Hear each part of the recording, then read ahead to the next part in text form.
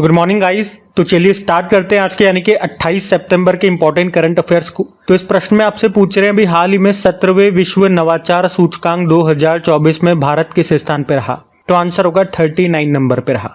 वैश्विक नवाचार सूचकांक की हम बात कर रहे हैं, ग्लोबल इनोवेशन इंडेक्स 2024 की। इस बार ये इसका 17वां एडिशन है और इस इंडेक्स को जारी किसने किया? वर्ल्ड इंटेलेक्चुअल प्रॉपर्टी ऑर्गेनाइजेशन ने। और इसमें हमने कहा कि भारत कौन से स्थान पर रहा? 39 नंबर पर रहा भारत। टॉप पे इसमें स्विट्जरलैंड है। लगातार 14वीं बार स्विट्जरलैंड इस इंडेक्स में टॉप पर बना हुआ है। दूसरे पे स्वीडन है और तीसरे पे अमेरिका है और सबसे आखिरी यानी कि 133 नंबर पे अंगोला है। अच्छा, अगर हम बात करते हैं वर्ल्ड इंटेलेक्चुअल प्रॉपर्टी ऑर्गेनाइजेशन की, वैश्विक बौद्धिक संपदा संगठन जिसकी स्थापना होती है 1967 में, हेडक्वार्टर जेनेवा स्विट्जरलैंड में है और डायरेक्टर जनरल है डैरेन टैंग। इसमें टोटल सदस्य देश 193 हैं। तो यहाँ पे हमने बात की है विश्व नवाचार सूचकांक की, तो याद रखना भारत 39 पे है, टॉप पे स्विट्जरलैंड है। और किसने जारी किया ये भी मैंने आपको बता दिया। अब इंडेक्स वाला प्रश्न है।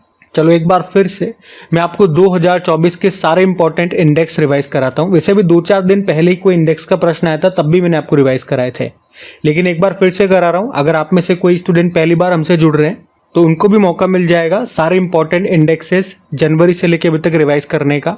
बाकी आपका रेगुलर स्टूडेंट्स का तो रिवीजन होगा ही सही। जैसे कि देखो, इस साल का जो सबसे पहला इंडेक्स था वो करप्शन परसेप्शन इंडेक्स था। वो उसमें भारत 93 पे था, टॉप पे डेनमार्क है। जारी किया था ट्रांसपेरेंसी इंटरनेशनल ने। बाकी स्वच्छ सर्वेक्षण 2023 में सबसे क्लीन शहर ये इंदौर और सूरत था। 1 लाख से कम आबादी में बात करेंगे तो महाराष्ट्र का शाश्वत टॉप पे था। सबसे स्वच्छ छावनी बोर्ड में महू छावनी बोर्ड, राज्यों में महाराष्ट्र। सबसे स्वच्छ गंगा शहर वाराणसी और प्रयागराज था। सफाई मित्र शहर चंडीगढ़ था। हिम तेंदुआ रिपोर्ट 2023 ये पहली बार आई थी। ये प्रश्न एग्जाम में पूछा भी गया था कि टोटल भारत में कितने हिम तेंदुए स्नो लेपर्ड हैं, तो याद रखना 718 है। सबसे ज़्यादा पूछेंगे तो लद्दाख में है 477 और सबसे कम जम्मू कश्मीर में 9 है। टॉम ट्रैफिक इंडेक्स आया था, इसमें टॉप पे लंदन है। भारत में बंगलुरु टॉप पे था जो इस लिस्ट में 6ठे स्थान पर है। भीड़ भाड़ वाले शहरों की यहाँ पे बात हुई थी। लोकतंत्र सूचकांक की बात करेंगे, भारत 41 पे है, टॉप पे नॉर्वे है। इकोनॉमिस्ट इंटेलिजेंस यूनिट ने जारी किया। वैश्विक बौद्धिक संपदा सूचकांक आया, भारत 42 पे था, जारी और टॉप पे अमेरिका था, जारी किया था यूएस चैम्बर ऑफ कॉमर्स ने। लैंगिक असमानता सूचकांक जेंडर इनइक्वलिटी इंडेक्स की बात करें 108 नंबर पे है, टॉप पे डेनमार्क है। और मानव विकास सूचकांक यानी कि ह्यूमन डेवलपमेंट इंडेक्स की बात करें तो भारत 134 पर है, टॉप पे स्विट्जरलैंड है। इन दोनों इंडेक्सेस को जारी किया था यूनाइटेड नेशन डेवलपमेंट प्रोग्राम ने। बाकी अगर हैप्पीनेस इंडेक्स की बात करें, भारत 126वें स्थान पर है, टॉप पे फिनलैंड है, यूनाइटेड नेशन ने जारी किया। ग्लोबल फायर पावर इंडेक्स की बात करें, भारत 4थे स्थान पर है, टॉप पे अमेरिका है। बिजनेस एनवायरनमेंट रैंकिंग की बात करें, भारत 51 पे है, टॉप पे सिंगापुर है। इकोनॉमिस्ट इंटेलिजेंस यूनिट ने जारी किया। ग्लोबल यूनिकॉर्न इंडेक्स में भारत 3रे स्थान पर है, टॉप पे अमेरिका है, फिर चाइना, फिर भारत। हुरुन ने जारी किया। दुनिया का तीसरा सबसे बड़ा ई मार्केट प्लेस बन गया गवर्नमेंट ई मार्केट प्लेस। इसमें पहले स्थान पे साउथ कोरिया का मार्केट प्लेस है। और साइबर क्राइम इंडेक्स में भारत 10वें स्थान पर है, टॉप पे रशिया है। वर्ल्ड प्रेस फ्रीडम इंडेक्स में भारत 159 पे है, टॉप पे नॉर्वे है। इसको जारी किया रिपोर्टर्स विदाउट बॉर्डर ने। Travel and tourism development index की बात करेंगे, भारत 39 पे है, टॉप पे अमेरिका है, वर्ल्ड इकोनॉमिक फोरम ने जारी किया। ग्लोबल सिटीज इंडेक्स 2024 न्यूयॉर्क इसमें टॉप पर है और भारत में दिल्ली टॉप पे है जो इस लिस्ट में 350वें स्थान पर है। पर्यावरण प्रदर्शन सूचकांक में भारत 176 पे है, टॉप पे एस्टोनिया है। और ग्लोबल जेंडर गैप इंडेक्स में बात करें, भारत 129 पे है, टॉप पे आइसलैंड है, वर्ल्ड इकोनॉमिक फोरम ने जारी किया। ग्लोबल पीस इंडेक्स में बात करें, भारत 116वें स्थान पर है, टॉप पे आइसलैंड है, Institute of Economic and Peace ने जारी किया। और ग्लोबल एनर्जी ट्रांजिशन इंडेक्स में भारत 63 पे है, टॉप पे स्वीडन है, वर्ल्ड इकोनॉमिक फोरम ने ही जारी किया था। वर्ल्ड इन्वेस्टमेंट रिपोर्ट की बात करें, भारत 15वें स्थान पर है, टॉप पे अमेरिका है, अंकटाड ने जारी किया। सस्टेनेबल डेवलपमेंट रिपोर्ट की बात करें, भारत 109 नंबर पर है, टॉप पे फिनलैंड है। नीति आयोग के sustainable development goal India index में भारत का स्कोर 71 था और टॉप पे केरल और उत्तराखंड था। और ग्लोबल लिवेबिलिटी इंडेक्स में जो ऑस्ट्रिया की कैपिटल वियना है वो टॉप पर है, जारी किया था इकोनॉमिस्ट इंटेलिजेंस यूनिट ने। प्राइम ग्लोबल सिटीज इंडेक्स में पहले मुंबई, तीसरे पे दिल्ली है, नाइट फ्रैंक ने जारी किया। अभी सकल पर्यावरण उत्पादन सूचकांक लॉन्च करने वाला पहला राज्य आपसे पूछेंगे तो उत्तराखंड आंसर करना। और राज्य खाद्य सुरक्षा सूचकांक अभी स्टेट फूड सिक्योरिटी इंडेक्स हमने पढ़ा था जिसमें टॉप पर केरल बना हुआ है। तो ये 2024 के जनवरी से लेकर अभी तक के सारे इंपॉर्टेंट इंडेक्सेस हमने कवर किए हैं। अभी तक जितने भी आपके एग्जाम हुए उसमें कई सारे स्टूडेंट्स ने मुझे बताया जो इंडेक्सेस से अगर प्रश्न उनके एग्जाम में आया है तो अपनी इसी लिस्ट में से प्रश्न पूछे गए हैं।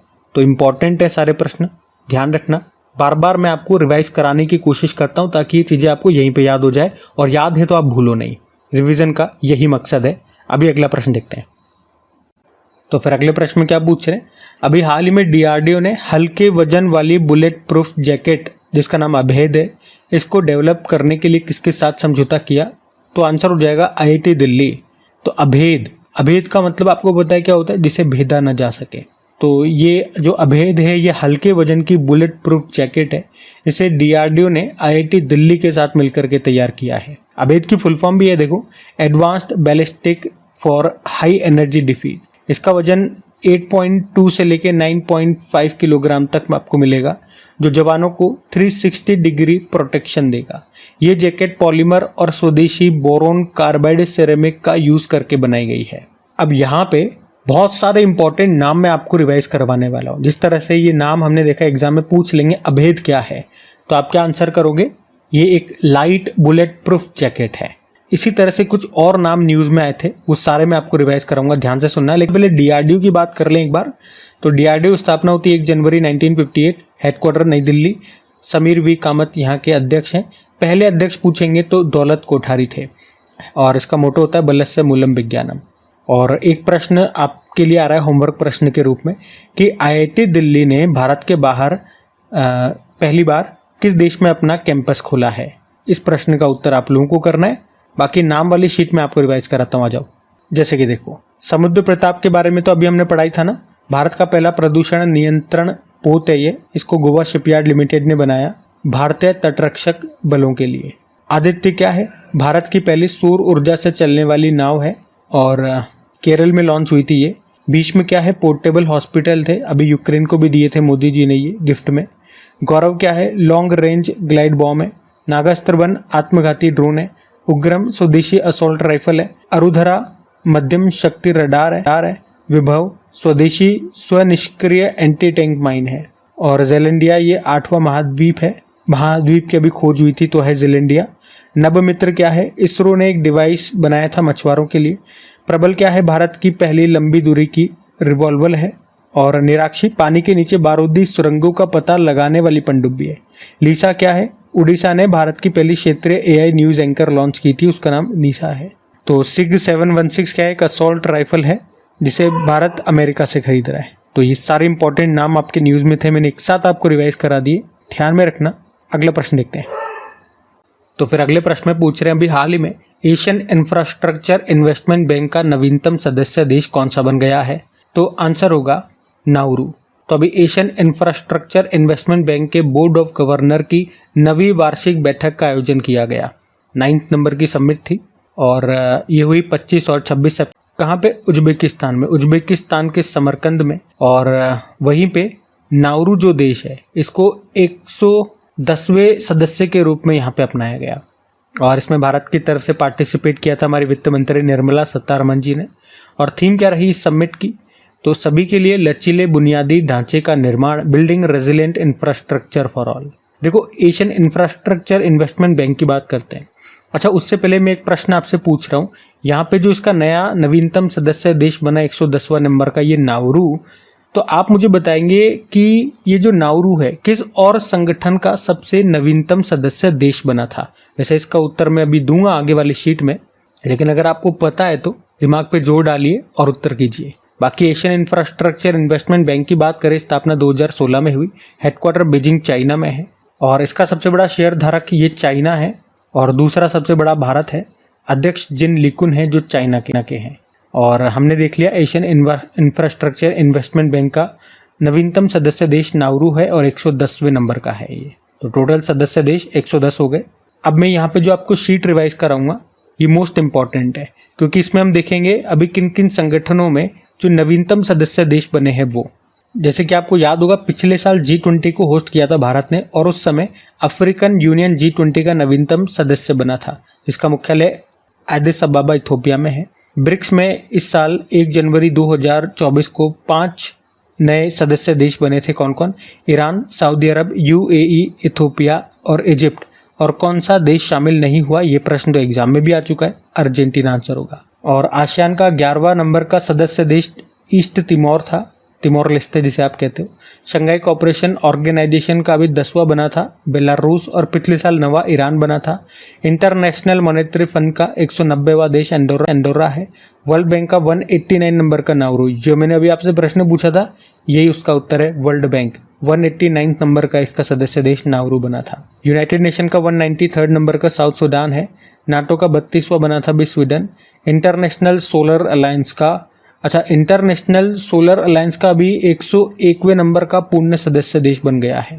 चलो वो आपके लिए होमवर्क प्रश्न हो जाएगा, कौन सा बना है ये आप बताएं। बाकी यूरो करेंसी को अपनाने वाला 20वां सदस्य देश क्रोएशिया है। संयुक्त राष्ट्र कमांड में 18वां सदस्य देश बना था जर्मनी। और न्यू डेवलपमेंट बैंक का नया सदस्य अल्जीरिया है।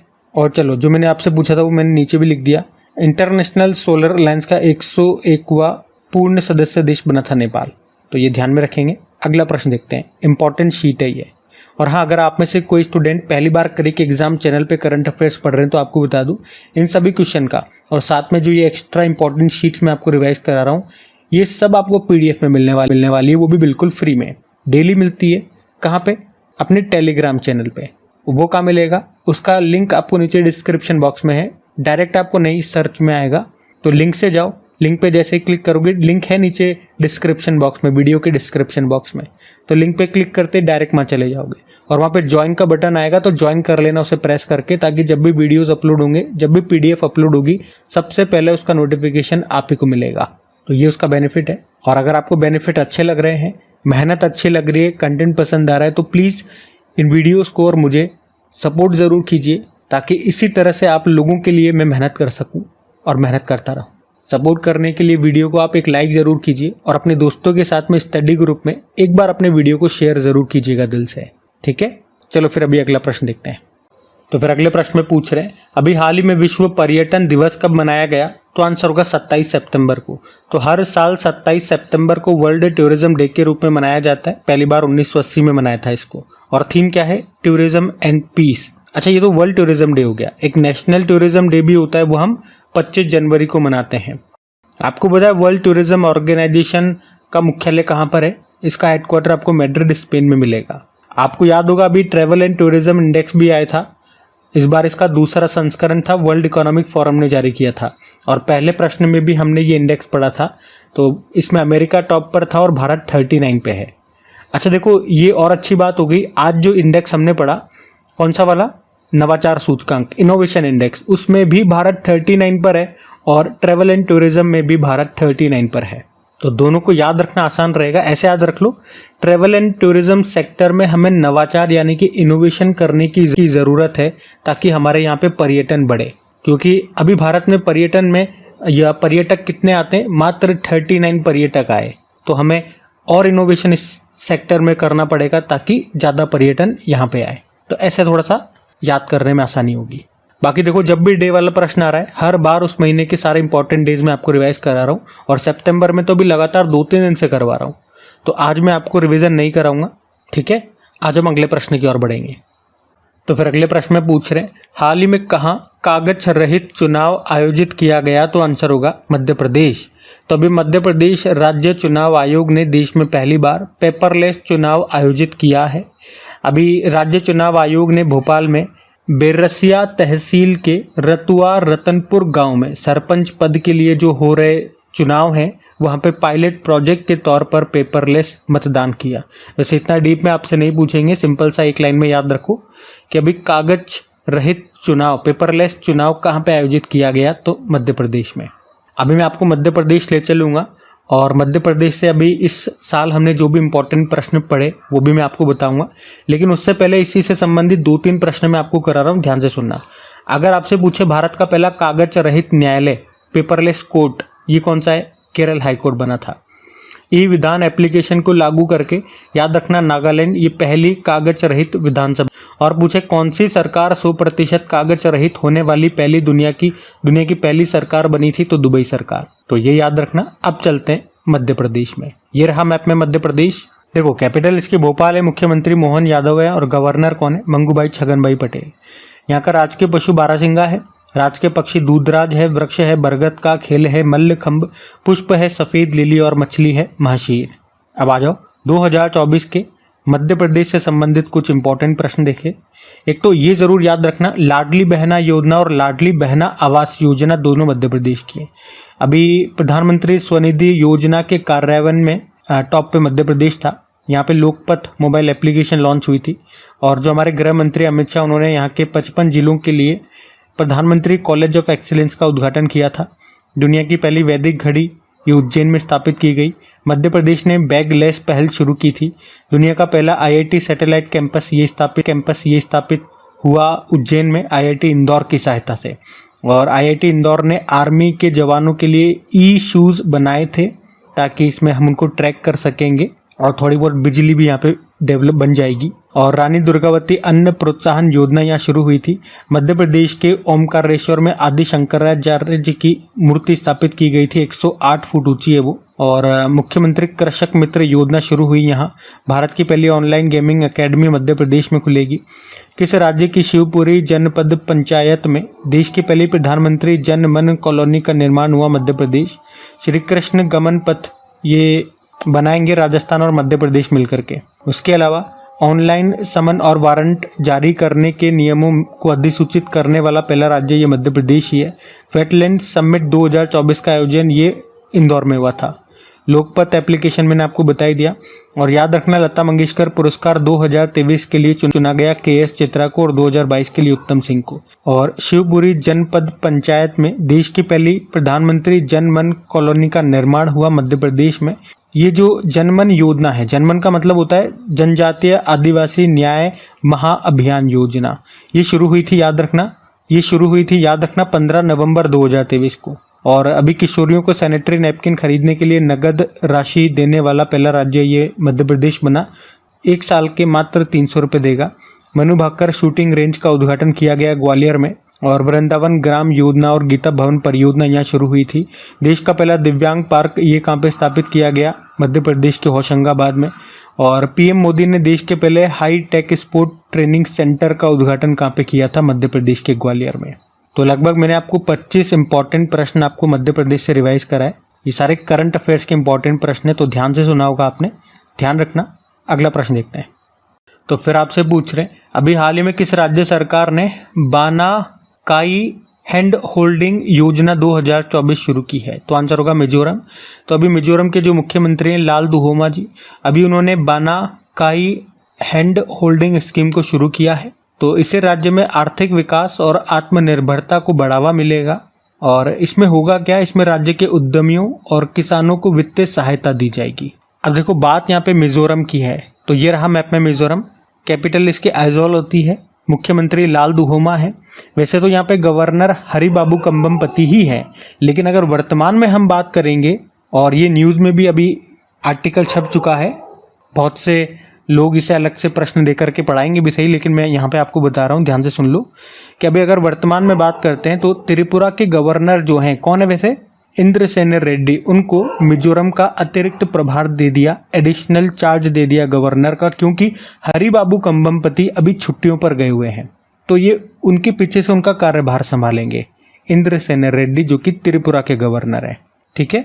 बाकी चापचार कुट महोत्सव यहीं पे मनाया जाता है। एंथोरियम महोत्सव ये भी यहीं का है। चापचार कुट महोत्सव ये इंपॉर्टेंट है, एग्जाम में पूछा जा चुका है, तो ध्यान में रखना। अगला प्रश्न देखते हैं। तो फिर अगले प्रश्न में पूछ रहे हैं, अभी हाल ही में शिगेरू इशिबा को किस देश के अगले प्रधानमंत्री के रूप में चुना गया? तो आंसर होगा जापान। अच्छा, अगर आप डेली क्रिक एग्जाम चैनल पे करंट अफेयर्स पढ़ते होंगे तो आपको याद होगा कुछ दिन पहले ही मैंने आपको बताया था कि जल्दी जापान के जो प्रधानमंत्री हैं अभी फुमियो किशिदा, वो इस्तीफा दे देंगे और फिर जापान के नए प्रधानमंत्री बनेंगे। जब भी बनेंगे मैं आपको बताऊंगा। तो आज मैं आपको बता रहा हूं कि अब जापान के नए प्रधानमंत्री होंगे कौन? Shigeru Ishiba. वे जापान के पूर्व रक्षा मंत्री हैं, जिन्हें अभी जापान के अगले प्रधानमंत्री के रूप में चुना गया है, और वे अगले सप्ताह नए प्रधानमंत्री के रूप में शपथ ले लेंगे। वे लिबरल डेमोक्रेटिक पार्टी से हैं, तो इनका नाम याद रखना। बाकी आपको जापान ले चलता हूँ। चलो जापान, ये रहा मैप में जापान।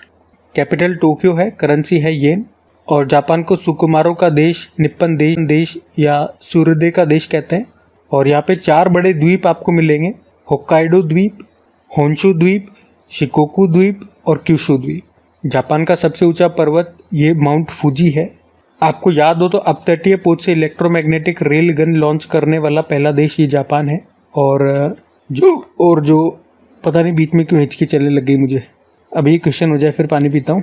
और इसरो ये भारत का स्पेस एजेंसी है और जाक्सा ये जापान का है। तो ये चंद्रमा पर लुपेक्स मिशन लॉन्च करेंगे, लूनर पोलर एक्सप्लोरेशन मिशन बोलते हैं इसको। और जापान ये चांद पर पहुंचने वाला 5वां देश बना था, आपको याद है। और उस मिशन का नाम स्लिम या मून स्नाइपर था। वैसे अभी उस मिशन को समाप्त कर दिया और इसने कहा कि इस साल के एंड तक ये एक नया मून मिशन शुरू करेंगे। अब आप लोग बताएंगे उस नए मून मिशन का नाम क्या है, ये प्रश्न मैं आप पे छोड़ता हूँ। बाकी दुनिया का पहला लकड़ी का उपग्रह ये जापान ने बनाया, जिसका नाम लिग्नोसेट है। ये जापान और नासा मिलकर के इसको लॉन्च करेंगे। मैग्नोलिया नामक लकड़ी से इसको बनाया गया है। और भारत सरकार ने ग्रीन अमोनिया निर्यात करने के लिए पहला समझौता ये जापान के साथ किया है। अभी इसी साल जापान के साथ सहयोग काजिन एक्सरसाइज किया हमने चेन्नई में, धर्मागार्जन किया राजस्थान में और जिमेक्स एक्सरसाइज जापान में किया। और अभी दुनिया की सबसे उम्र दराज इंसान बनी थी टोमिको इटुका, वो जापान की 116 वर्ष आयु है। और तो जापान के ये सारे इंपॉर्टेंट प्रश्न मैंने आज यहाँ पे रिवाइज कराया आपको, और आप ध्यान रखना। हम अगला प्रश्न देखते हैं। मैं थोड़ी देर रुक करके पानी वगैरह पी लेता हूँ, इसको सही करता हूँ बच्ची को, नहीं तो ये बहुत डिस्टर्ब करेगी। जब तक आप वीडियो को लाइक नहीं करा, शेयर नहीं करा तो कर दो। चलो फिर अगला प्रश्न देखते हैं। तो फिर अगले प्रश्न में पूछ रहे, हाल ही में समिट ऑफ फ्यूचर का आयोजन ये कहाँ पे किया गया? तो आंसर होगा न्यूयॉर्क। तो इस बार यूनाइटेड नेशंस समिट को भविष्य का शिखर सम्मेलन कहा जा रहा है, समिट ऑफ फ्यूचर। इसका आयोजन अभी 22 और 23 सितंबर को हुआ, कहाँ? न्यूयॉर्क में, जहाँ पे यूनाइटेड नेशन का मुख्यालय है। और भारत के प्रधानमंत्री नरेंद्र मोदी ने भी इस समिट को संबोधित किया था। इस समिट की थीम क्या रही? बेहतर कल के लिए बहुपक्षीय समाधान।